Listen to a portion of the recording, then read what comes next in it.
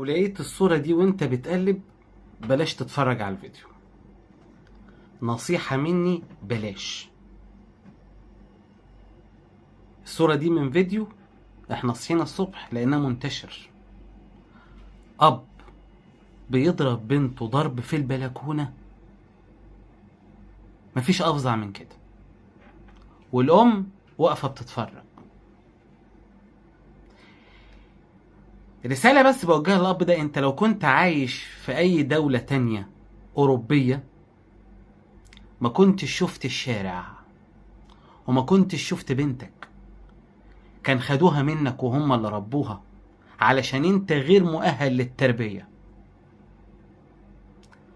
طالما انت بالمنظر ده يبقى ما ينفعش تخلف، ما ينفعش تكون اب.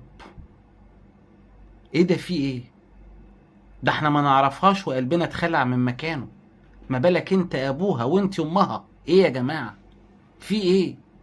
عمر ما كانت التربية كده، ده مش اسلوب، ده مش تربية.